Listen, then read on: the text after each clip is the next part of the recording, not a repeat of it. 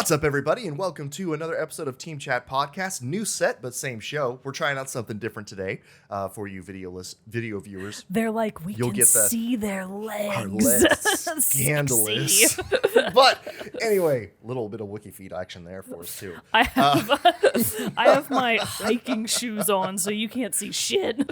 But we're trying out something new. We kind of got tired of the table. It was big in the room, so we're trying out just the chair setup, which looks nice. I want, we'll lower the stuff eventually if we decide to stick with this. We'll fix it up a little bit as a first test run. You're getting to see it here first. But yeah, we're excited to be here 2 weeks in a row. This is great. 2 weeks. Do you remember that? Team Chat is back. We're back. It's not our fault. The Rona was upon us. That's right. No, it was not. Our fault it kind of is our fault because you do have. Everybody has some responsibility in this world, but right, that's neither here nor there. At this point, everybody's like, it's back to like everybody getting it. So just stay safe out there, kids. BA5 people, watch out. That's right. Maybe consider wearing those masks on planes. Don't be one of those people that's like, I'm flying on a plane soon, and I'm wearing a mask the whole time. Put airport that mask and on airplane. Yeah, airport, airplane. Don't be a fool. Don't be a fool. We're saying. Don't be a fool. Don't be a chump. Yeah, don't be a chump. But you're not a chump or a fool because you're here listening to Team Chat Podcast to hear us talk about some video games every week. Twice in a row. Again, we're back. But a new episodes come out on Thursday morning, so you listen to those on podcast services around the World Wide Web, as well as watch a video version of each episode over on our YouTube channel. You can also find us on social media at Facebook, Twitter, Instagram, and I have to say it because it's brand new, because we tested it. If you saw the Instagram reel we put out last week with a little snippet about Mavis Beacon. Mavis Beacon. But if you saw that little bit, that video now also lives on our brand new formed Team Chat TikTok. So we're Team there. TikTok. I just want to try it out. It's like that's. I mean, we can only avoid the bandwagon for so long, and by this point, maybe it's not even popular anymore. Right? We've totally missed it. It's sailed totally on missed by. The boat. But yeah, we're on TikTok now, so just Team Chat Podcast there as well. So check it out. You'll still just watch the Mavis Beacon reel because that's pretty much all that's there right now still too. So anyway, but another place for you to follow and enjoy the Team Chat content. But if you want to help us make the show bigger and better, you can head over to patreon.com/Team Chat Podcast, just like Super Saiyan Ace, Elise F, Zach S, Mariah S, Susan M, James K, Ben W, Michael B, Andrew M, Michael S, and Brandon W have done. They've gone over there to support the show for as little as $1 a month, and in return, we give you cool perks like getting the episodes early before their general Thursday release, access to some custom emotes on both Twitch and our Discord, and also a private channel on our Discord server, the Rogues Gallery. So go check all that out at your leisure. But if you can't do that, that's no big deal at all. We totally understand. There are a lot of great ways that you can help make the show bigger and better as well that are free, just like telling your friends, writing reviews, subscribing wherever you listen to or watch the show. All of that helps get the good word of Team Chat Podcast out there to the masses. And for that, we're eternally grateful, and we love each and every one of our viewers, listeners, and patrons alike. I don't know if I can do this. Got to kind of work around the arm a little bit there, but I think we got it still. The sideways heart will have to do for now. Like the boy band. Bam. Boom. Okay. Exploded. Heart attack. I'm also trying to balance my coffee mug like in me. I know, it's like we need to get like a little bit better table because this was a little rocky. It's a little loose. Little loosey-goosey there. But, this is they just the trial period. They do make those tiny little, like, end tables that are just this big for a singular cup to go on. Have you seen those? I have seen those. They're mostly, I think, for garden decor. But, hey, they seem like they might be a good fit. Well, everyone, the day is finally here because, as you can tell by the statue of one Aloy that we have here on our set, that it is time for our final review of Horizon Forbidden West. Aloy has gone west. Finally upon us. Both of us managed to finish the game. At long last. I mean, what? The game came out in... The game came out February 18th of this year. It took us... It's almost August. Well, it took me precisely 147 days to beat it. Because I think I did get it on launch day because of peer pressure from you. Yeah. And I was like, fine, I'll get it. Which I was so happy when you did say that you were getting it, because I was like, I really wanted you to have played Zero Dawn. No. So, but like, I guess I didn't do a good enough job of selling it. Because you picked up Forbidden West and like, I feel like an hour or two later, you were like, Jerrett, why didn't you tell me this game is so good? You didn't. Your pitch wasn't very good. So now we're gonna have a balanced pitch between the things that you find enjoyable and the things that I find enjoyable. I will say, I remember we did our review years ago, obviously, of Horizon Zero Dawn, and I remember even after it, I was like, I don't feel like I did that good of a job of selling it. Then like the next week I went and visited my family, and my dad was like asking me some questions about like some games and stuff I was playing. So I said, I actually finished this one, and like gave him the 5-minute like elevator pitch for it. And I was like, perfect. good God, it was perfect. We could have done a 5-minute review. I was like, why didn't I do that then? But oh well. Jarrett, I cannot imagine that you or I or the both of us together will ever have the capability to condense our thoughts into a 5-minute review. No. We could never. Do you remember how long it took for us to actually be able to condense these episodes to just pretty much an hour? Yeah, no, it's not happening, people. We can't do that. Early Team Chat people remember our episodes used to be like 2 hours, sometimes even 2.5. We went long, and we had to finally just like. I mean, we did also have a third person. We did. R.I.P. and peace, Zach. He's not really dead. He's not really dead. I still wonder that because on our Discord, we still have his user, and it says Zach in memoriam. And I wonder how many people log on there like, oh no, he's dead. No, he's just dead to us. That's not true. Not really. We still love and miss him dearly, but. I should make T-shirts that are like in memoriam, Zach, with like his picture on it, and then just have the dates that he was on the podcast. And we'll do hilarious. like instead of Extra Life in November, we'll do like our what's it called? Like a memorial stream. Yeah, for Zach. Memorial stream for Zach. Oh man, but we are here to do Horizon Forbidden West. I will say, like. If you've heard about us talk about it on the show when we do our updates, various things like that. So I know we'll talk about the things we like mechanic wise, things about the game, different things like that. We'll obviously be getting into story stuff, but we're not going to harp too much on that because we obviously still want people to be able to. That happened in the beginning. We're probably going to gloss over. There's some like of that early in-game game things stuff we might want to talk about just for like payoff moments in the story and different things like that. Don't worry though, we will give you plenty of warning before that happens. We will say spoilers, tell you to put your earmuffs on that block noise, not your headphones, because those give you the noise. Take them out of your ears. Do whatever you need to do to avoid it, but we will give you plenty of fair warning. But with that, let's dive in. Let's talk about Horizon Forbidden West. So I know I ultimately wound up finishing the story before you, like a week ago. And I was so far ahead of you. And then I burned myself out, and I had to take like a 1 to 2 month break from the game. Well, and then to be fair, I did too. Yeah, but then you started back up, and then you caught up to where I was, and then exceeded me, and then beat the game before me. And I was like, but what? I'm pretty sure you still have way more hours than I do. Did you happen to check before we did? I should have checked. But I know that you were telling me at one point you were already hitting like 100. Oh, I am for sure over 100 hours. Okay. See, I'm only at like 80. It took me like 80, just under 80. My best guess is 110. I'm gonna say it's probably 110. Yeah. Because when I did finally come back to it to finish out the story, because where I left off, I was very close. Sure. I was only I asked you like, hey, no spoilers, but like, how close am I if I'm on this mission to beating the main story? And you told me that I was 5 main missions away, which in Horizon time is not that much time. If you can just focus on but just those, but it's impossible. I literally like started when I was like, okay, because it was the kind of thing where we got to a mission where I was like, this is either the end of Act 2 or I'm almost at the end of the game. Yeah, so I was like, I needed to know, so I could like plan out the rest of like my time with it and everything like that. And I looked it up, and sure enough, I only had like 4 or 5 missions left, and I was like, cool, doable. But my plan was, to just like blaze right through those 5 last missions and be done with it. And did you? No. Of course not. Me neither. I still like went off and did so many things. Too. I tried to like craft a few more things. Your companions will sometimes have side quests that are pertinent to their character, and there was a couple of those that I was like, I need to do one of those first. And I went to go do that first. And then that ultimately had no payoff to the final story. So I was like, damn it, I didn't need to do that. But, whatever. I spent an inordinate amount of time going around the entire map, literally collecting as many green shine slabs as I could possibly find, because one of my best blastlings, the corrosive blastling, which has adhesive, acid, and I think purge water bombs in it.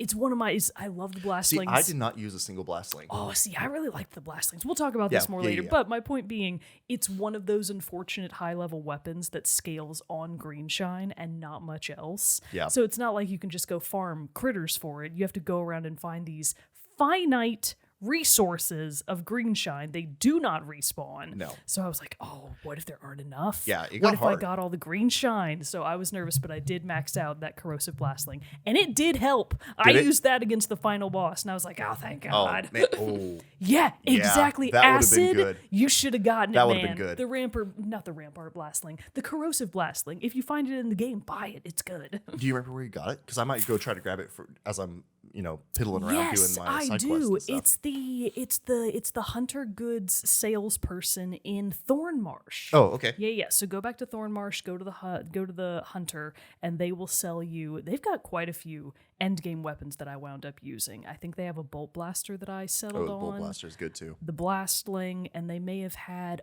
They had a really good the glow blast.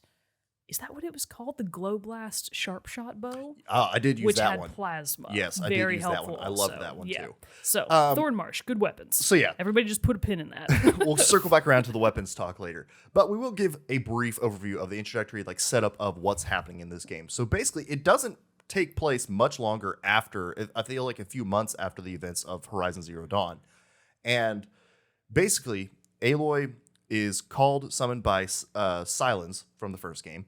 Good Lance old Lance Reddick. Reddick. Yeah, Oh, God. I love him. He's so Lance good. Reddick.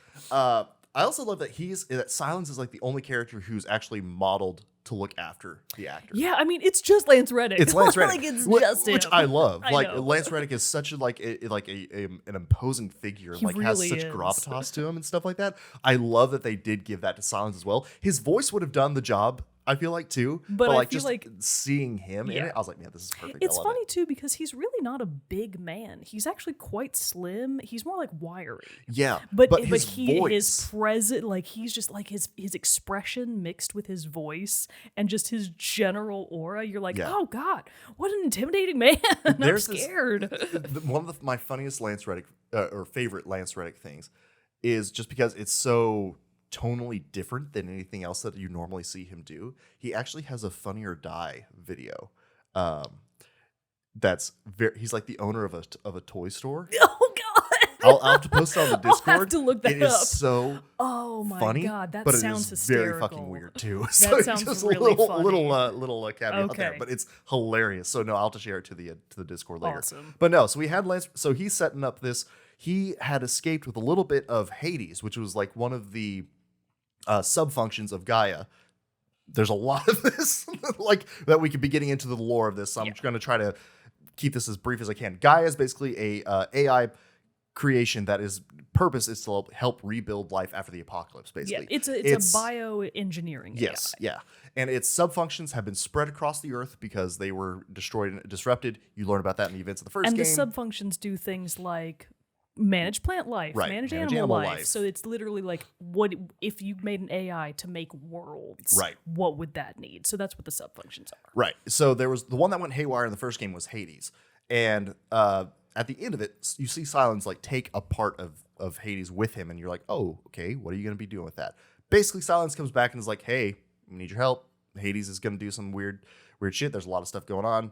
It basically sends you on this mission to help recover it, which eventually leads you to having to move into the Forbidden West because you have to go into these other lands, which is really cool because whole new areas than what you see in Zero Dawn. So we're way past Colorado now. And basically, there's another world-ending threat that's there. Silence lets you know about it and basically kicks you off on this journey to try to save the world once again because Aloy's work is never done. Poor Aloy. And so you have your familiar cast of characters from the first game. You do get to meet her friends Varl, Erend, who's Petra, the Oseram Yes. worker from the Right, first game right. as well. Silence she's is not back. really in it that much. She's not but in it a ton, for a but she's in little it bit. the beginning parts of the game and everything. She is in there for a good character in the first chunk of it. So Talana from the Karja Huntress from the Karja.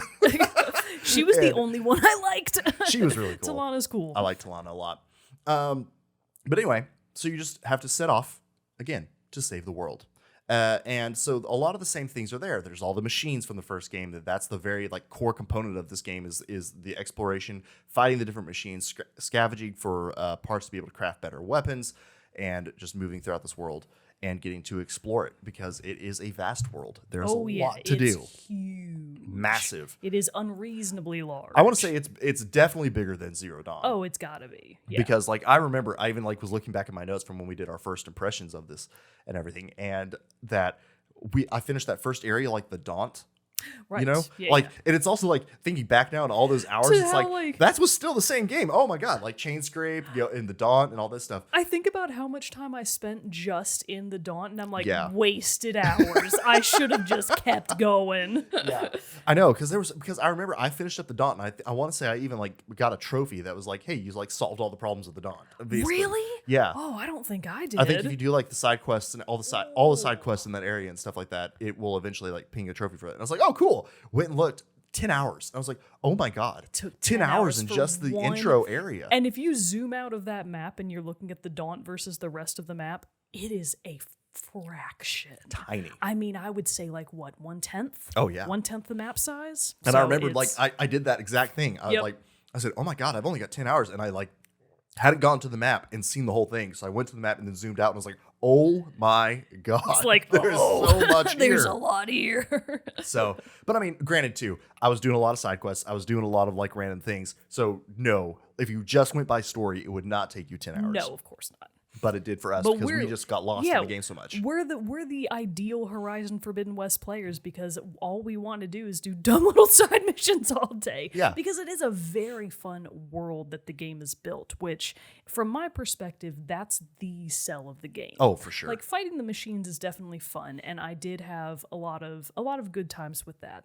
But especially towards the end game, I really never fought machines unless I had to, especially the smaller machines. Yeah. Even if they were like Apex versions of those machines, I was like, no, this is a waste of my time. I need nothing that you can give me. Right. I'm blasting right past you. It's only the big ones at that point. Yeah, that it's you're, like, really only the trying big to ones hunt that down you the big care ones. about. So for me, really the exploration aspect of it is what makes the game fun. Mm-hmm. You know, the fact that you have all of these different regions to explore and that they're very... There's so much biodiversity in the game from one region to the next. Yeah. Not necessarily in the machines, but like the animals that are around will change. But I don't little know. bit. There were so many machines in this one. I just meant to mean, look like, up. in each different region.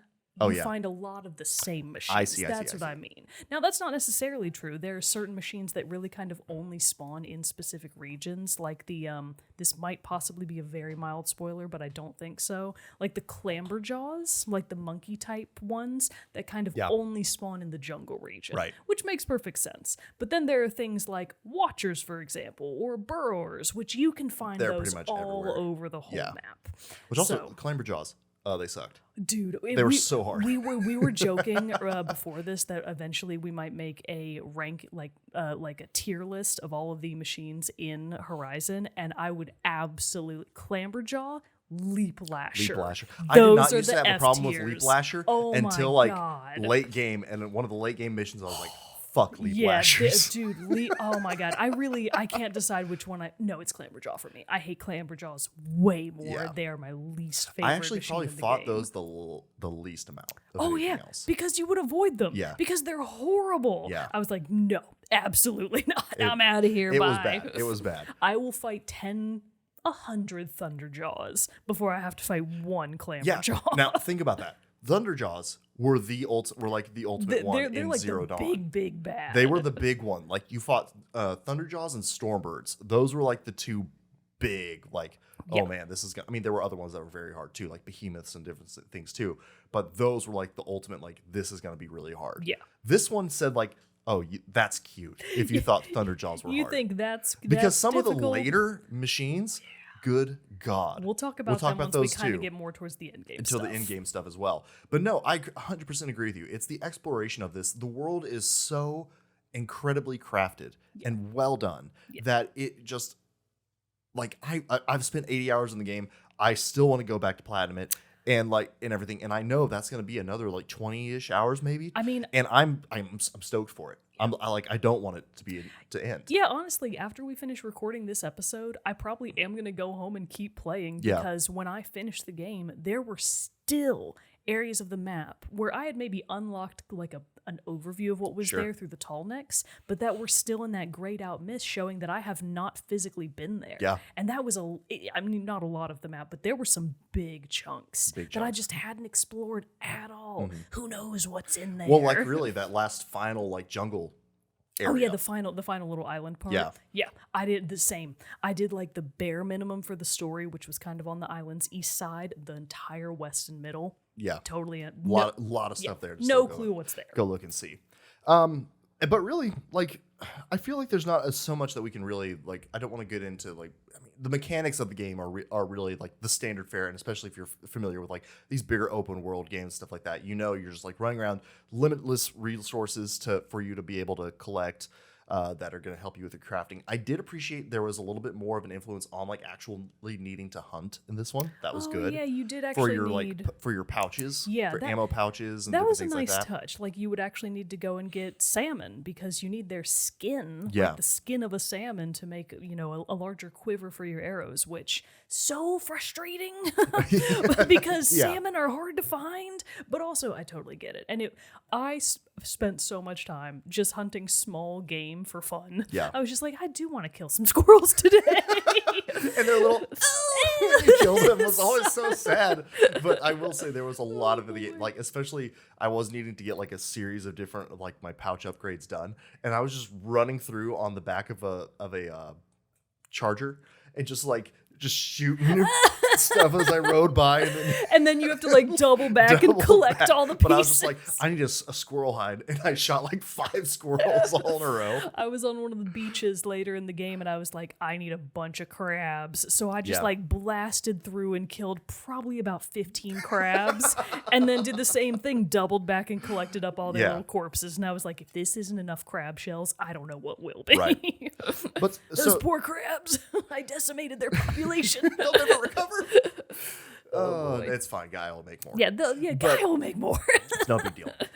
But so, as someone who did not play the first game, you jumped into Forbidden West. Did you feel like the story or anything that was like going on was too much, but like was too much where you were like, what's going on? And was there that like learning period you had to really go through? Or were you just immediately so just like taken by this world and like, and the exploration that really didn't matter? So as someone who consumes a lot of science fiction media in general, no, I would not say that I had any trouble getting into the story. And I feel like the way conversations are designed with other NPCs, and even just things that Aloy will kind of say out loud to herself as she's thinking about something, that always fills in any story gaps that you might need.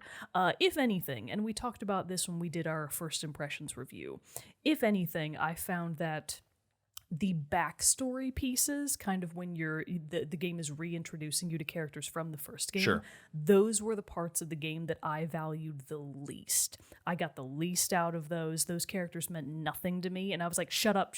I'm trying to hunt monsters here. I'm busy. Get out of here. Yeah. I much more enjoyed the conversations with minor NPCs and major NPCs that were new to just for Horizon Forbidden West, largely because, obviously, they're a key part of the story, and they were really much more fleshed out than a lot of the other NPCs.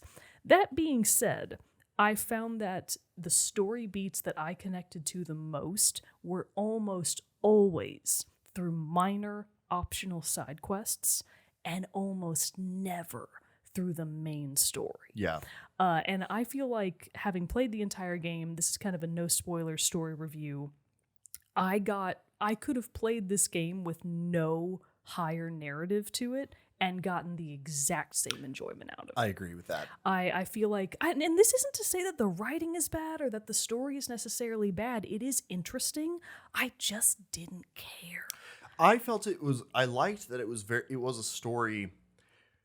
It wasn't so complex where like I could take a break and go do a lot of side quests and stuff like that, or even just take a break from playing the game in general and come back to it. And I didn't feel like I needed that, like, so what's happening? Yeah, like it's very... It was very easy to just, like, they kept the story beats... It just seemed to pair very well. The depth of the story seemed to pair very well with the amount that there is to do. You're not getting loaded down with this massively huge, overbearing story that throws a lot of facts, a lot of things at you that you have to keep straight. It's very cut and dry. Guy is still missing pieces. I've got to find them. Yeah. Basically. Now, that is true, but I will say that I honestly feel like the game still has too much going on in terms of story, specifically with some of the other factions that are at play in the world of Horizon Forbidden West. So I'm just going to name some like tribes here. Which I don't think and that's, it's not really a that's big a spoiler yet. thing. So, for example, because I did want to spend time talking about this. Yeah, as well. of course. So, for example, when you're initially breaking into the Forbidden West, there's these 3 sects of the tribe called the Tenakth. And they're like the warrior tribes. They mean business. The West is their territory. And historically speaking, they have kept everyone from the East out by murdering them in their tracks. So they are not messing around. Well, but to be fair, due in the lore of the game, they have plenty of reason for that because the Karja, one of the main tribes from the first game, back when they were like a very war-thirsty tribe, they were like coming and doing the red raids. Is what they were just called. murdering indiscriminately. Civilians and like capturing people, taking them back. So like the Tenakth had great they have reason very good reason. to And be I this gotta way. say, I love the Tenakth. Oh, all of the great different tribe. tribes of them, I think they're all incredible. Sky Clan! Sky Clan for life! I like the Desert Clan. Oh, yeah, the Desert The Desert Clan, like their armor sets It's and the everything Sky were awesome. Clan, the Desert, and the Lowland Clan, right? Yes, I Yeah, believe they're so. they're all pretty awesome. But that's neither here nor there. My point being that the Tenakth themselves have a bit of a civil war going on because someone from their tribe has decided that she's not really having it with the tribe's leadership. So there's basically this rebel faction going against the main parts of the tribe, and it's this whole little miniature internal conflict. It is kind of optional. You don't really have to do it for the story. But then in addition to that, there's like more branching stories off of that rebel thing. Like once you start to get the Sons of Prometheus. Yeah. Did you do that side quest? Like finish that one out? I don't, where you because actually I don't go. think I knew anything about like you do anything with those. Yeah, it's something. Oh, like because like, I know slight spoiler. That is like a group, kind of like the Knights of Ren from Star Wars, Really, that are like yeah. mentioned, and you like, Yes. and you can go, but like that's all they were to me. I did not know that. I had not got to a point where I knew that they were like an actual like the whole thing thing you is that investigated. there are Regala's rebels, which are the Tenakth rebels. Which, side note, Regala, awesomely portrayed by Angela Bassett. I have to say, in terms of pure visuals and also voice, I felt like her character design was one of the best in the game. So good. Her armor, oh like, my god, her how armor, like spiked it was. Yeah, and like her face mask specifically. Yeah. Oh my god, so cool. Good. So She's good. an awesome character, 10 out of 10. But you find out later that she's actually formed this partnership with offshoots who I think are from like the Oseram. Okay, we're getting into a little spoilery stuff Yeah, here, we so are. let's We let's are. a little bit bring it of back a little bit of spoiler My stuff point here being going on. that she partners with these people called the Sons of Prometheus, and as it turns out, that is kind of its own whole little side story. Right. And just when I got to that and started to realize that was going to become something, I was like, why? You've already got rebel outposts. They are already full of rebel Tenakth. Yeah. Why do I need this additional faction to deal with? Yeah. And I think that's kind of the thing where it's like they wanted to give. I mean, again, one of the things I think that Horizon does really well is it just makes this world like there's constantly something to do. Like there's like we kind of compared it and had some conversations about like because you at the beginning when we first started playing it, you said like this is just Breath of the Wild. Yeah, like, and I stand by that. Right. It's Breath And of not the saying that Wild. that's a knock or anything like that, but like I obviously did not attach to Breath of the Wild very well at all, and I felt like No. because that a lot of it felt like there wasn't Yeah, as much to do, or the world wasn't as alive for me. Yeah, because it's much less populated. Right. There just weren't like But like people. this one, like there's always a machine you can hunt. You don't have to look too far, and you could probably come across a band of the rebels that you'll have to fight. You could be fighting a machine, and a group of rebels passes by and starts fighting you too. Like there's a lot of like great stuff like that. That just these world events that just seem to seamlessly happen, and not like this is a story beat or something that you have to like be a part of. And I agree that I did overall enjoy that aspect of it, but especially towards the end game, I was just getting to that point where I was like, this is too much. Yeah. And I think just overall, my opinion on Horizons, both world and story, is that it could have perhaps, for me personally, been improved by cutting a few of those more extraneous elements out and tightening the whole thing just a little bit. A smidge. I'm Well- not saying take a ton of stuff out. Just like maybe remove the Sons of Prometheus. Maybe Or- remove a few of those little like nonsense side quests. Yeah. My big thing, and one of the things that I was like, it didn't bother me at first because it was kind of the theme like, we haven't touched on it quite yet, but another thing that helps make this game just be absolutely a stunner and just be beautiful is the fact that all facial animations, regardless if you're an NPC you meet one time or a main character, like so good. Like the amount of like detail put into like the animation for people. Oh yeah. In cutscenes, non-cutscenes especially, is just incredible. Oh hey there, Fender. And so can you see him in the you the might be able to a little bit. But so like incredible. So like I didn't mind at the beginning and everything, like having these like like watching the cutscenes and having all the conversation options and everything with people when you'd be talking with them, because it was just like it's just so good. And the voice, not even the facial animations, but like everyone is is voice acted so you well. don't get that like bland Skyrim NPC voice happening. Not once. These ain't your grandmamas Exactly. and NPCs. No, they're incredibly well done, Yeah, they're designed, very well acted, done. everything. So that just makes even those conversations and stuff just that much more enjoyable. But I do not need to go talk to my companions every single time I Oh my return to the God, base. yes. And I don't need to ask Dude. them about the other companions every single time I go to the base, because it eventually became like, you're giving me the same answer, basically. We're still here studying, Yeah. and kind of stuff. And I was just like, I don't. And it's one of those things, you didn't have to do it for the game, but still, it drove me nuts every time I'd go to the base and they'd all have the exclamation point above them, like there was something new I needed Same. to learn. Yeah. And so I would go through all the options thinking that there was, but literally be like, okay, I did not need this. This is so much like I would have much a preferred. little bit too much talking than I would have liked. Totally agree. And I'm one of the people that enjoys talking. I'm like, yeah. Well, let's like I was playing it once and there was like a longer cutscene going on, but it was a full cutscene, not like one that I was like having to interrupt and like with with the dialogue questions. choices. Yes. Yeah. And so, but like I was playing it and it was going on for a while, and Sam was like, "Are you even playing or are you just watching it?" I'm like, "It's a cutscene. I'm watching right now." And that part was fine, but it's when those dialogue selection parts would just go on, and I'm like, how many more are there? Why does it take me an hour of talking to people before I can go play the hour-long mission? Yeah.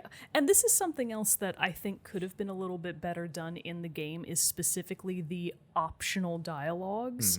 Because I did find later in the game, and also through Googling a couple of things, that even though the game is giving you the facade of choice, those don't mean anything.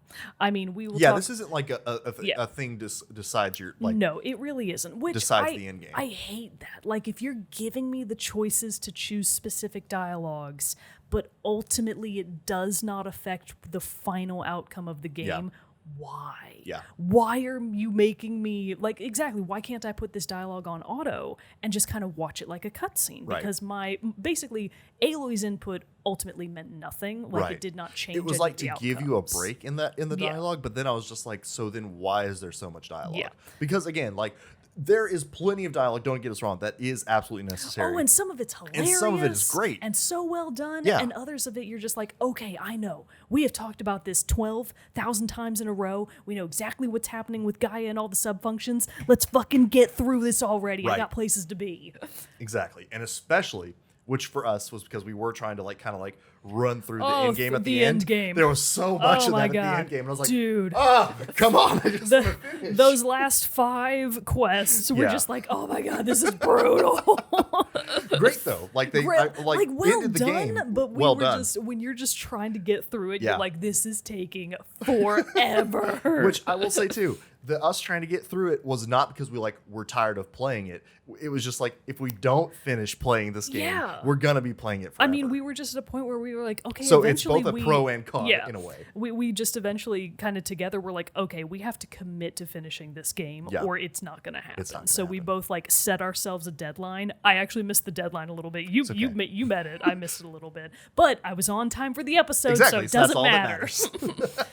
But so my point being, I love Horizon Forbidden West. I think the gameplay and the exploration and the world building are what make it so magical. Right. Story, take it or leave it. Like broader story, Right. not the small stories in between. Which Well, are because the ones that's what that I really was going to found say. Is like interesting. the side quests and errands that you could do. Errands like trips, not Aaron, the character. The errands that you can that you do. can do. Never. Aloy and Hikaru forever. Right. Or Aloy and Zoe. That's my other alternative. Oh, yeah. So now they're my new power couple. Slight spoiler for a late game character, but Aloy and Katalo? Alva. Alva. Oh. You think I thought there was Aloy something there. Alva? Yeah. I mean, I definitely think so too, because Alva seemed like she definitely has a crush on Aloy. Oh, yeah. Because Oh, Aloy's yeah. so smart and she knows so much about ancient technology and stuff. But no, Alva? You're an Alva stan? Not saying just like kidding. like I personally am, but I just felt like there's gonna be some more exploration Yeah. happening there. Well- but no, but like I thought all the side quests and errands, like they were never once gave me that like, oh, this is just a fetch quest. Yeah. Each one felt very unique, felt very different. And like because you met usually a different cast of characters, you got to like do a little mini arc into some other NPC. Like I love Talana's. Oh yeah, Talana's Side was really quest. interesting, and that was an expansive one. One. Like hers the had final, the multiple finale of that long one. story beats. Yeah, and the finale of that one was even like a pretty serious fight and everything like that. So like there was a lot of great stuff to do there. So I loved getting to do all the various side quests, which is why took us so long to finish the game because we kept doing those. Yeah. Because they were, because really you would need like I felt like a solid hour probably to knock out a main mission. Yeah. So like it was great for when I'm like I don't know if I have a solid hour to get. But into I've got 30 minutes. I can do a side quest. Yeah. And they were just as fun as doing the main story. And I was thinking more about this and why I think I liked the side quests more. And I think it ultimately comes down to a question of story scale. So the scale for the main story is world-ending. It even goes beyond Earth. It involves things that happen beyond the stars, which is like, typical JRPG. If we fail in this quest, the whole world is going to explode and die. That level of scale honestly makes me feel really detached from like, okay, great, blow it up. Yeah. But the smaller stories, and especially when you get down to the different factions that you have, like the Oseram and the Tenakth and a few of the others as well, when you actually get to talk to those people, and they don't know what's going on, Right. they don't know about the broader story, so they're just going about continuing to live their lives, and I feel like because they don't have knowledge of all this ancient tech, their perspective on the world of Horizon was much more interesting to me. Yeah. Because I liked hearing about what's their view on old world ruins. Well, because it's the bombed out remains of our current world. Right, because it's such a contrast to what Aloy knows. I was reading a great Reddit thread the other day about this, because somebody was calling out, being like, I'm not saying it's a flaw, but like Aloy's really condescending to people. She can be. And very like blunt and just like kind of like, I mean, in not her defense, almost like not worth my time. In her defense, she does have, like, that's the thing, she has to save the world. Right, which is what somebody was saying, another commenter was saying, is like, she is, but you have to realize she sees everything and has a weight that no one else in this world has. Yeah. Because she is literally, that from events you learn at the end of Zero Dawn, like she is literally a clone of Elizabeth Sobek, who is like one of the creators of this like light world saving program and Gaia and all this stuff. The Zero Dawn project is what led to the creation of Gaia. Right, in this new world that Aloy and the rest of everyone else live on. And so it's like, and so she has with that, like she can access all this ancient technology and stuff at her fingertips. She knows from the events of Zero Dawn, like all this vast knowledge, and she's only just now starting to get that to her companions. Yeah. So it's like, so they were basically like, yeah, she kind of is, because in her head, there's so much more going on than just at the somewhat trivial, really, goings on of the people around her, because she knows she just has such a higher purpose. I feel like the game blends that well and handles it really well in this one, especially. That was one of the notes that I took about the story itself, is I loved how it handles her, of like, she's very standoffish at the beginning. Oh, yeah. Like, almost like, why are you this standoffish? Because like, especially to Erend and Varl. Like her friends, people that she knows. Yeah, people that helped her save the world at the end of the first game, and she's basically being like, no. Like, step off. Step like, off. I got this. I can handle this. I don't need the fact that you think I need help is insulting. Yeah. But then, throughout the events of the game and everything, that kind of softens. And I thought that was nice to see that she's starting to be like, oh, this is a huge burden that I carry. But even though I am incredibly skilled, incredible warrior, incredible tinkerer, and can just do anything basically, like I still can't do it all alone. Ultimately, I think that was really the point of Horizon Forbidden West story, was like that discovery process of Aloy coming out of her shell and understanding that she can rely on other people, which means that Horizon Forbidden West has a message of Yes. my friends are my power. Oh my gosh. Just like in Kingdom Hearts, baby. There it is. It's just Kingdom Hearts. I had that exact thought at the end. I was like, when is she going to say my friends are my power? That would have been incredible if she It would have did. been amazing. She would never. But in my mind, I was like, yeah, that's the point. My friends are my power. It's all Kingdom Hearts. Yep. Everything comes back. Boy, it all circles back. The first and only video game. So what were a few other things? We've talked about a lot of the pros. We've kind of gone an overview of how we feel of the game. But what were some other like key things that kind of stood out to you that you were like, this is great? Then we'll talk about things that we didn't like. A few more This things. is great. I think we've really kind of hit all the main ones. The smaller side quests, the NPCs that don't matter but have fascinating stuff going on in their Right. own lives.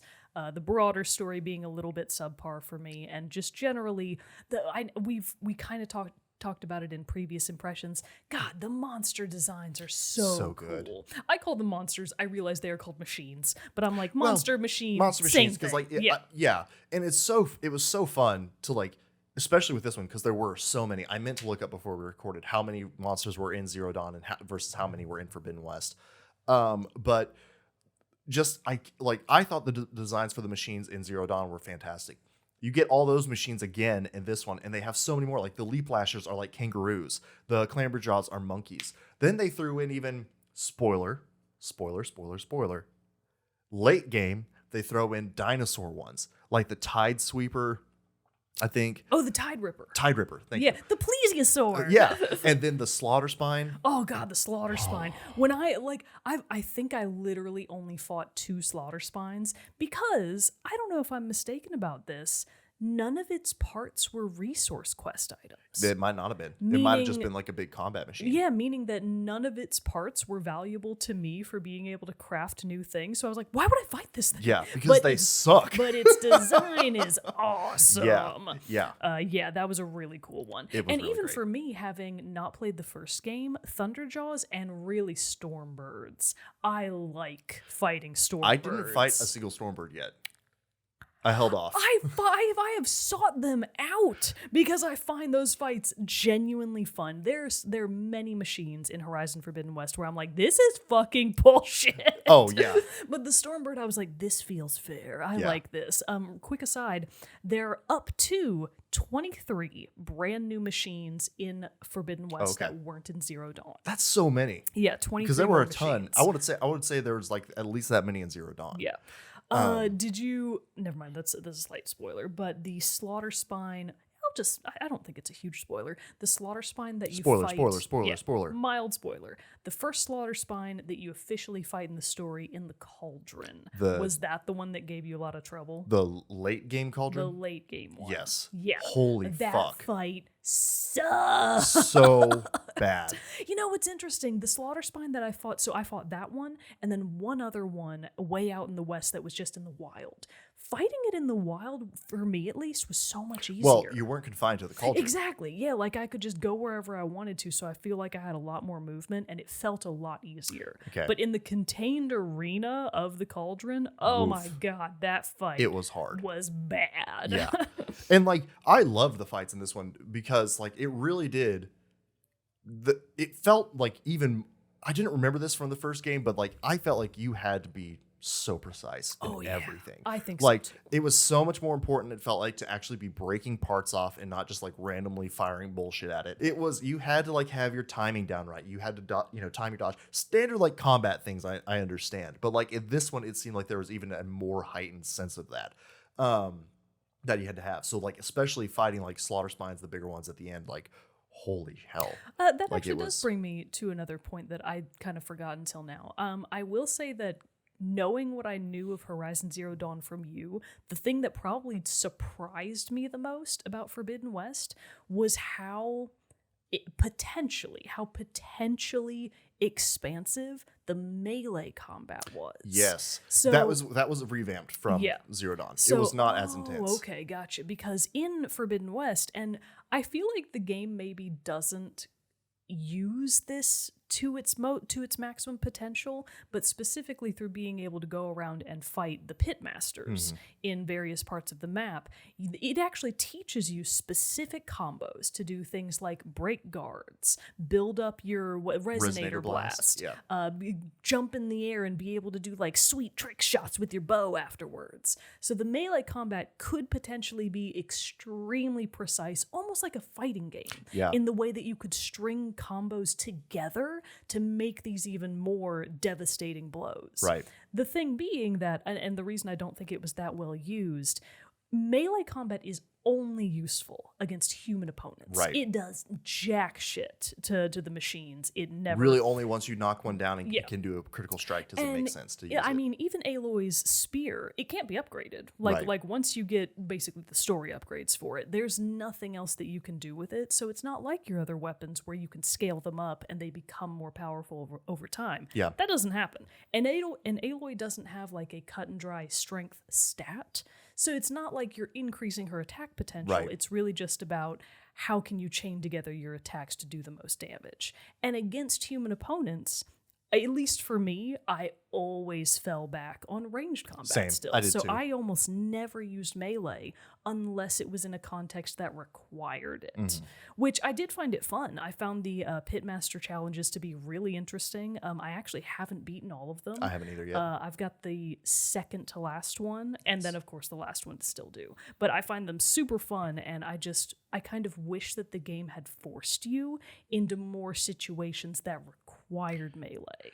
And I will say that is a holdover from the first game in that same thing. Like melee was only used for fighting humans, but I still pretty much fell back to range. Oh yeah, like it was the last resort when headshot, when multi-kill, yeah, godlike. it was only I would use that when they like got close enough that I had to use it or got swarmed. But even then, it was hard to do because you'd be trying to fight one, and there's still 10 other people who are super precise in their shots. Oh my god! Like it was hard. It was very difficult. I feel like the AI of the human opponents really disincentivized you to use melee against them. Well, especially when it was like the leaders who had the shields and stuff. Oh my god! Like it was very rarely a case that it would be dedicated one-on-one combat where like those kinds of melee combos would be really valuable, and it was more like, okay, about 10 to knock rebels have all noticed you. You better shoot them all or they will swarm you and kill you. What could have been better is especially because you did get to do this in a couple story points. If you could go to the rebel outposts and you could choose to either go full, like blown out, take out everybody, or you could challenge the leader to a one-on-one duel. Kind of like in samurai game everybody loves. Oh, Ghost of Tsushima. Yeah. I think that would have been a fun little play too. That would have been good. So I did really enjoy the melee combat, and I thought that it had a lot of potential. I just don't think that it was used to its max potential in the game. It was more engaging than it was in Zero Dawn. Okay. But I still feel like, yes, it could have used a little bit more refinement there. Because I will say, and I know we're trying to like wrap this up a little bit pretty soon, but I will say a little bit of that I felt like was a little extra, not bloat, but just a little extra stuff that I don't know if it needed to be. All the different like ultimate skills and like weapon thing, like the whole like the skill tree was good, but like, did you really change that much between the like ultimate? I really didn't. Abilities I pretty you could much stuck with the stealth one, like the first one, like the first stealth move, ranged master, and occasionally potion master. I don't remember healing master or something. I pretty much always had elemental fury. The one that like that it like it's the the one that scaled off the blue line. I believe so. Like the trapper one. Yes, because that was the one that like it allowed for faster buildup to put him into the elemental states. See, the thing is, and I feel like this is my bad. This is something that I could have done better about. I very rarely used elemental abilities to my advantage. I pretty much solely relied on when it was applicable. Sure. Acid, ice, and occasionally fire. Right. I basically never used plasma, purge water, which eventually I did. What about shock? Did you use much shock? Sometimes, not always, but I would use shock specifically if I needed a monster to fucking stop moving so that I could shoot a specific piece off. Shock was very good. Shock was good for that. stopping it, and I realized that way too late. I did too. I was like, I'm such a fucking. I know. So that I think once it started like locking them down and making them fall, I was like, what the shit? Yeah, I should it's have like, been doing this so much earlier. So, and I feel like coming from having not played the first game, the elemental advantages and what exactly each element truly did wasn't entirely clear to me. Sure. Specifically when it comes to plasma and purge water. So it took me a long ass time to realize that when I was plasma blighted, that I would have this explosion on me that would detonate if I didn't get rid of it. Yeah. And that the same thing would happen to monsters in turn. I didn't really absorb that because in the heat of battle, I just wasn't paying attention. Right. The other one being purge water, I finally saw on one of like the loading screens, the little text prompt that's like, hey, did you know that purge water makes it to where machines can't use elemental abilities against you? And I was like, fucking what? What? That would have been cool to know like 40 hours ago. I was so mad because none of my weapons, because I was like, purge water is so useless. Why would I want this? Yeah. Nothing's weak to purge water. That's not true. Some things A lot of things are. I know. But for my perspective, it felt like not that many creatures were weak to purge water, and I didn't really understand why purge blight was so helpful. Looking back now, I'm like, oh, that would have been good to know. No, for sure. So my final corrosive blastling did have purge water, but again, even though it was an option, I never used it. I always used adhesive and acid. So for as much as the elemental abilities are actually super useful, I do feel like the game maybe didn't fully explain them to a dumbass like me. Other people are probably sitting there going, I missed a lot of that too, I will say. But I mean, that just goes to show that there's so much nuance. Well, in because the there's so many combat different system. play styles Yeah, that you can exactly. go. Because like you're using blast slings. I hardly ever use blast slings. I pretty much Did relied. you use rope casters? I used it like one time. Same, never. I And then- never used rope I mean, casters. I bought a lot of the different weapons because I wanted to try them out and see it. Like even the slings, the shredder slings, like the disc throwers. I never used barely shredders. used those. They Oh didn't my really. I could God. not figure out the best way to use those really at all. I pretty much used elemental arrows like the Me majority too. of the time. Yeah, I used elemental arrows, blast-slings, and the And like spear. the spikes. The spike throwers. That thing I used. Oh all the my time. God, the spike thrower is the #1 MVP It's of the so game. good. The It sucks that it's the blast paste is so hard to find. Oh yeah. But yeah. oh my God, if you Because- can finally like get a trove of that and hold on to it, Dude. you're in for a good time. The end game spike thrower that I had was a combination explosive and plasma spike thrower. Ooh, I didn't so have it that was one. it's the again, I think it's one of the ones that you can buy from that seller in Thornmarsh. It's the Glow Blast. Yeah. They basically had a trove of a bunch of plasma scaling weapons like the spike thrower, the sharp shot bow, and one of the bolt blasters. Okay. But yeah, so I think that there's a lot of fascinating variety in the different types of weapons that you can use. And on my next playthrough, or even just as I continue to play the game, New Game I Plus? New Game Plus, I might challenge myself to use a completely different build out, Right. and like really try to understand the advantages and the play styles of some of the other weapons that I didn't use as much. I definitely felt like, especially later game, that I should have gotten better about balancing my outfits and weapons on a Same. per encounter basis. I feel like I agree. should have been changing that stuff out I more. never changed up my armor. Well, especially though because it takes so long to upgrade your armor, especially if you get like a purple armor set. It takes It's like the whole fucking game ever. to upgrade that armor. At the So you don't very- want to be like necessarily switching around. I actually had to give up my favorite armor, which is one of the Utaru ones, because it had like stealth up, and Yeah. that's all I That's ever what used. you love doing. I really did a Skyrim build. But even at the end of the game, I was missing a fucking Tide Ripper tail fin. So I had 2 slots left of possible upgrades that I didn't finish. Damn. I really wanted to, but it was 8 p.m. yesterday. And ain't nobody got time for that. And I was like, I can't. I finally have to say that I Yeah. can. I just have to play the game. I was using the Tanakh the Vindicator. Oh, I had that one One- too, but it also wasn't maxed out. I was like, I'm missing the last upgrade, but like I have to go fight Stormbirds or something Yeah, for to it, not so that I'll have to do that Vindicator next. is I'm almost done with that one, and when I continue my playthrough, I want to finish that one. Oh, Utaru Warden, that's the one Ooh, that I've nice. got. Yeah, it's a good one. I will say another thing that I did love: all the new tribes that you met in this game were fucking awesome, and I loved were getting to. so They were all cool. so different and cool in their own unique Oh, way. yeah. And I also loved that we got more villages and settlements this game, Yeah, there were so and many. all the design of those loved. So fun. So good. Each Yeah, one so like had its own fascinating. distinct look based on both the in the tribes compared to the other tribes. Like they all just had their own unique feel. Loved the design of the settlements to death. But the last like big thing that I want to talk on that it was like a con for me, the game, and I'll keep this fairly short, is that since we've been talking about like weapons, outfits, and all that stuff, I have to say the inventory system. Oh my God. Was atrocious. Oh, it is hot garbage. It was not good. It is not good. It is so difficult trying to go into your weapons list and pick out your weapons, but you have to scroll to each one to see what it's called because the symbol doesn't matter. The symbol, if you have 5 bows, the symbol is the same bow symbol. Yep. And granted, there will be rarity differences, so the symbol will be a different color. But if you have a big cache of weapons, which I did, because I was buying fucking everything because I wanted to try them out. I try them out. It was impossible to quickly go and be able to switch out your selections to change it up. Also, the inventory quick select bar at the bottom left of the screen where you could just like use the D-pad to scroll through and use those. Oh my God. That's like I understand what you were trying to do, but it did not work well. You could reorganize everything, but there were like 20 slots of things you could put stuff in, and as you got new things, it would automatically auto assign them to a slot regardless of your layout that you already had selected.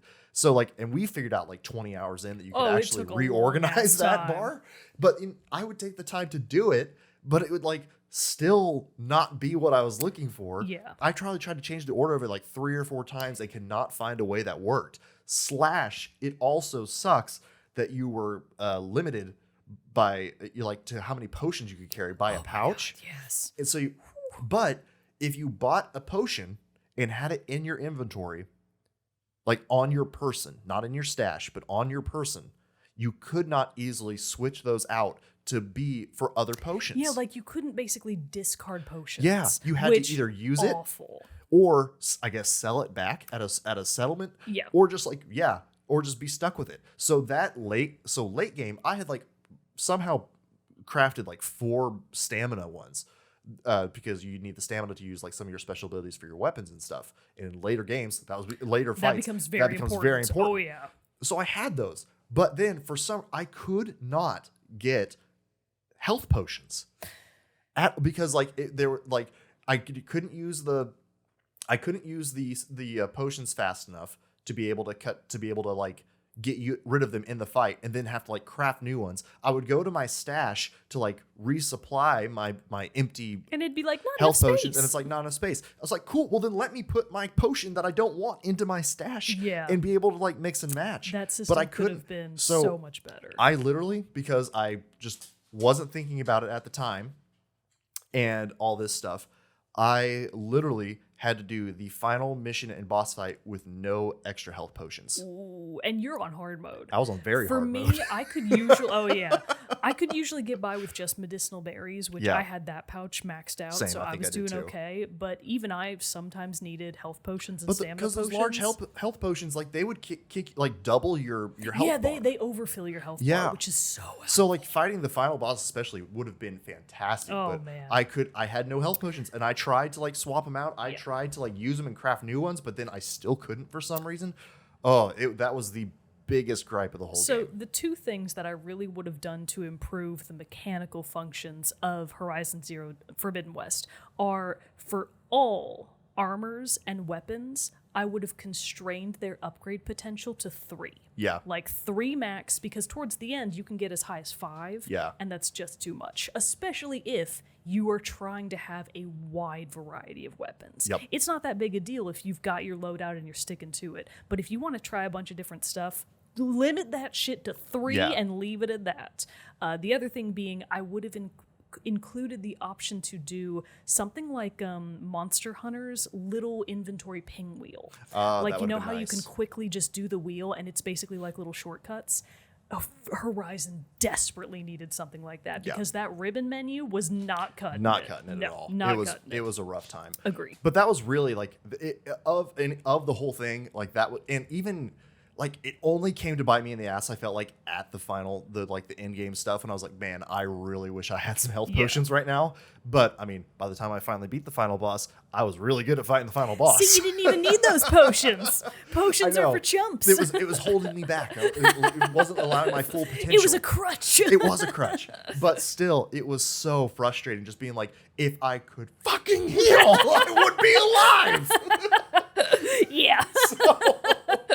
Awesome. But yeah, that was the only big thing. That was like the one big con that just kind of stuck out for me. Didn't ruin the experience at all, but it did just add a little bit of extra frustration. And I just want to clarify, I feel like we have talked a lot about the things that we didn't like about the game, but that is not to say that we don't love it. It's a great game. It would just do it a disservice to not also call out the things about it that aren't that great. Right. And I mean, to be fair, we've taught, like we did our first impressions, which I'm pretty sure was like all good things because we were just, just discovering it. It was brand new and fresh. We and hadn't gotten to the final boss where you updates, don't have enough potions. And then even all of our updates that we did, like drops, like, we've sung the praises of this game. So please don't think that this talking about is us saying like this is a bad game. Don't play it. I mean, we're literally sitting here saying we're going to keep playing it after like this another 20, 30 hours. Oh, for sure. And then when they hopefully release a DLC. Which I mean, they did with the first game. So I'm imagining they would with this one too. Like, I can't wait to play that.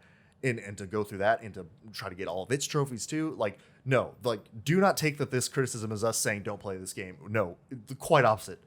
Play this game. Yeah. Because I know, like, it was kind of funny how it was the big thing that was going on.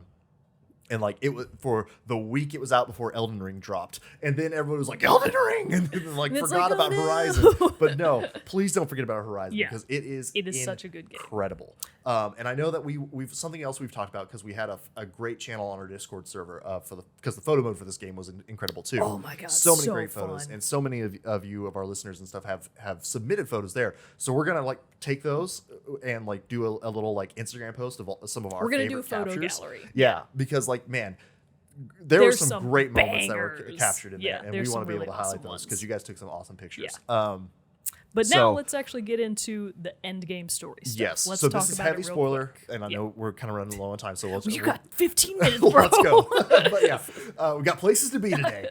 But we are. This is actually side note, like the earliest we've ever recorded. It's like 8:30. I have to go. Started. I have to go help a friend move today, and 8:30 in the morning. She's very punctual, so it's like, oh crap. We're running out of time. But no, so we will keep this stuff quick. So granted, this is very heavy spoiler stuff for the end game of Horizon Forbidden West. Turn back now if you don't want to hear it. But yeah, that took a turn. It took a turn. So I think we're going to be starting at the point in the story of about Ted Pharaoh's tomb, Thebes. First of all, so basically you go into this tomb because you're trying to find old world knowledge that will help you get Omega access. I was going to say Omicron, and I was like, that's not correct. That's COVID. Not correct. You're trying to get Omega clearance to be able to something Hephaestus. You got to be able to override him, blah, blah, blah, tech stuff. So you get into the tomb, which is awesome. And I do think from a story perspective, this was one of the best sections of the game for me. It was a fantastic I loved mission. This part. Honestly, fantastic mission. Honestly, like I know we kind of talked about the story like being a little not light, I guess, up until this point. The end game, I felt like concentrated it super well. Oh yeah, it was very focused. Very focused. And like some of the best moments of the games were there. So you get into the tomb, you're basically just trying to get the Omega clearance, but as you're going through it, you find all of these files and voice recordings from the other people that were in Ted Pharaoh's bunker with him after the world had already ended, and they're basically like the holdouts. So Pharaoh's whole megalomaniac idea was that he was going to live forever. So this was at the point in the game where humanity was basically perfecting physical immortality. Which I was like, I did not expect that to be the turn that this was going. Yeah, it took a turn. So humanity is in the process of basically becoming immortal. And Ted was kind of the experiment for that, more or less. And it didn't go as planned.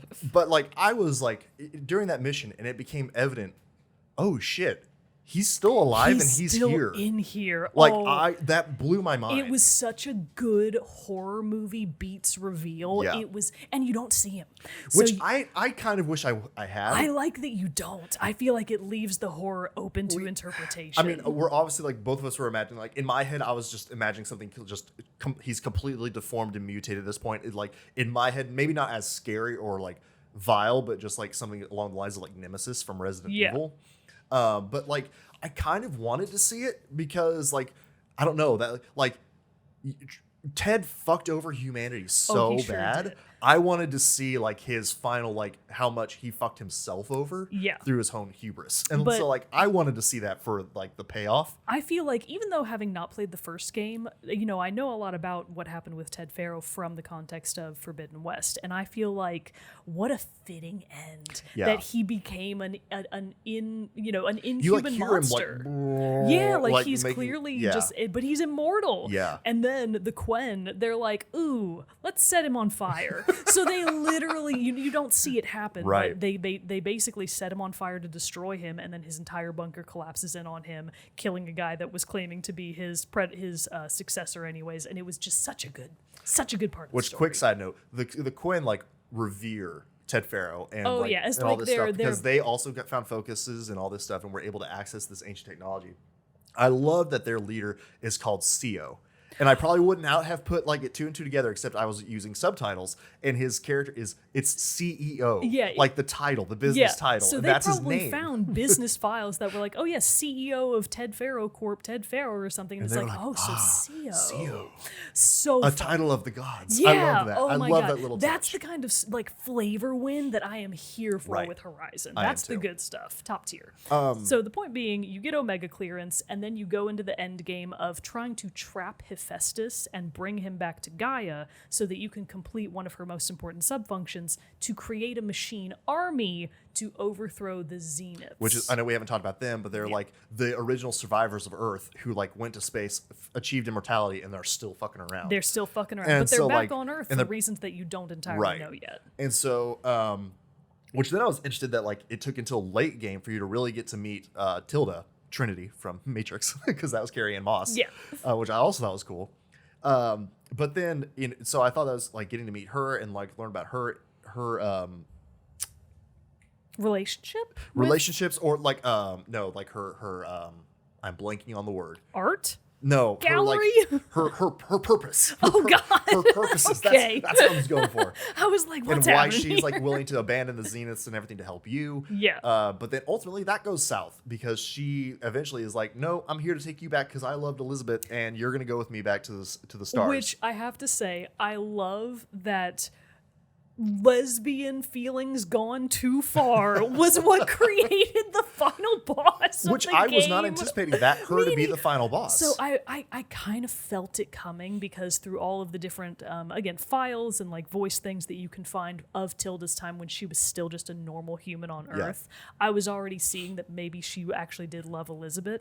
So I was like, ooh, okay, she's definitely got some ulterior motives here. Yeah. I think something's going to happen with this. But I also appreciated too that it was kind of like she comes to help you. She saves Aloy in the Gemini Cauldron, which side note that I did like it was a bummer when Varl died. Like I was like, oh shit. Like I didn't care at all. I know you did, but like, was like, that setup and then "Goodness." the cutscene though with Zoe and Aloy That was a good one. Such a good scene. That was one of my favorite scenes in the game because I really liked Zoe. I did and too. so seeing sort of the aftermath of his death, I was like, okay, this is pretty good. It was just one of and those like emotional moments Yeah. that like I really loved. That was a in the really games, well and done it was scene. super well done. But I also appreciated that she does become the villain at the end because it's like, okay, cool. You did a lot of fucked up shit and you're not just going to get off scot-free. No. Which is what it kind of felt like. She's like, oh, I'm here to help you now and it's all going to be Yeah, great. like, and it's like, everything- no, you still like screwed over the rest of humanity. Yeah, she kept trying to like deflect responsibility Yeah. from herself being part of the Zeniths and be like, oh, well, I didn't realize what it was becoming. And it's like, bitch, yes, you fucking did. You've been alive with him for thousands You're of years. one of the smartest humans to ever exist and Yeah. you're immortal. There's no way that you weren't actively part of this. You weren't just along for the ride. You Right. are one of the people in charge. And so you do fight and take down her at the final as the final boss and everything. But then it also sets up the next threats, and that 'Cause there's there clearly is. going to be the Horizon 3. There's going to be another game. Which was very cool to like get that confirmation already in the game that like obviously it's coming, and obviously it's coming because the game sold so well and did so well and was received so well. But I'm very curious. Like I feel like it's gonna be way more like futuristic and like sci-fi, like really advanced sci-fi tech feeling than this one is. I'm so curious to know if the next game will actually have parts or maybe even entirely take place off-world. I think there will be. I feel like they that now would have be really cool. space-faring abilities because of the Zenith ships. And Yeah, different they've stuff got like a that. Zenith ship. And That's Silence right. is one smart motherfucker. Like Well, he'll he's figure smart. that shit out. You know what I mean? He sure will. So like I feel like there's the possibility for that. Yeah. I do want to say a quick pat on the back that I did call in our first impressions that you would eventually get to fly on a machine. Yeah. And I did come true, which was very fun. It happens and it's gonna in make the really late game. It's gonna make late game travel if you don't want to fast travel so much faster. It also makes post game a lot more accessible Yeah. because now you can more easily get to both really, really high regions, which are a bitch to climb. Right. And you can just cross, without having to fast travel. You can do a lot more I exploration. loved that you had to wait until basically the end of the game to be able to unlock that tall neck that you meet at like the very beginning of the game. But you have to have the Sunwing to fly to it. Yeah, that was and so I was like, fun. man, that's cool. That's cool. How they kept That's that up. real cool. Yeah, I like that too. But no, I like the final fight against Tilda was incredibly hard. Like I was saying, like I had no health potions at all to do it, so that made it very difficult. But like it was a very rewarding fight, and was the fight that I was kind of like, okay, I think I could play Elden Ring now. That was kind of we were talking about that on the Discord, and I was like, I think I could do it now. I think you can too. I was obviously on normal mode and I was stocked up on acid. Yeah. So I didn't struggle that much with that fight, but even I was like running low on potions and stuff towards the end. I was like, ooh, she might actually kill me. Yeah. But thank God I had shit tons of acid at my disposal, and that really that's what I used. that too. came in clutch at the end. That and acid and using the braced shot for the sharp shot bows. Oh yeah. Oh man, Oh, that was so a good clutch. Yeah. And then of course the bomb spikes and everything Right like on. that. That was some good stuff. But yeah, I thought the story wrapped up really well. I know, and it was just a nice setup. Like Yeah. it was very clearly a setup for the next thing. right, and which was again like I'm like hell yes, give me more. I'll wait the next 3-4 years or whatever until we get to Horizon 3. But It like even it's had gonna that be so like good. panning out shot of like, look at the lineup of Aloy and all her friends. Right. And I was like, my friends are my power. That's what it should have said. That's what it should have said. it. Silence should have been like, and Aloy realized My friends are that my her friends power. are her power. Oh God! I'm gonna email Lance Reddick, Lance at lancereddick.com. Just see if it gets through, and be like, "Can you please record this phrase for me and send it to me? That would be great." Oh, Thanks. for sure, that would be amazing. Maybe he does cameo. Maybe we Yeah. can see. Oh, that would be amazing. We'll have to see. I'll pay $500. But no, to kind of wrap this all together and sum up with our final thoughts on it, it's an incredible game. It's a wonderful game. I really did love it as much as the original. I think Same. I think it expounded upon the stuff that the first one did well and built on that with a lot of in a lot of really good ways. I know we kind of like shat on the inventory system a little bit because it deserved it. But for everything else, with the increased monsters, the increased machines, increased exploration, and increased fidelity in visuals, and like the animations and stuff that we've already talked about, it just all, and then of course the soundtrack. Oh my God. So good. Yeah. Which I put in our Discord that I just bought it because I finished the game, so now it's my And it's time-honored over 8 tradition hours of getting to long. listen to it. 8 hours. Oh my! A full workday.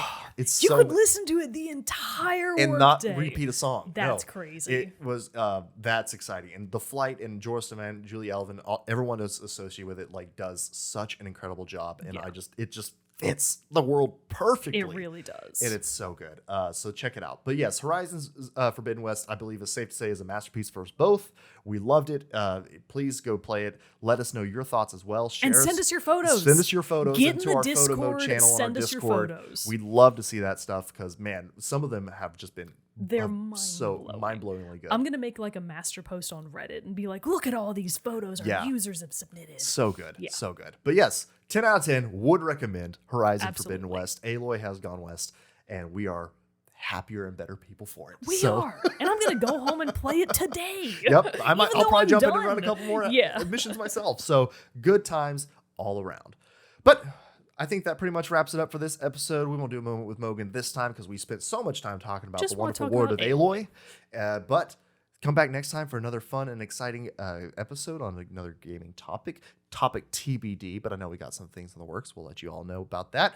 But let us know what you think of Horizon Forbidden West as well. But until next time, everybody, I am one of your hosts, Jerrett Wilson, joined by my co-host, Rachel Mogan. Adios. We will see you all next time.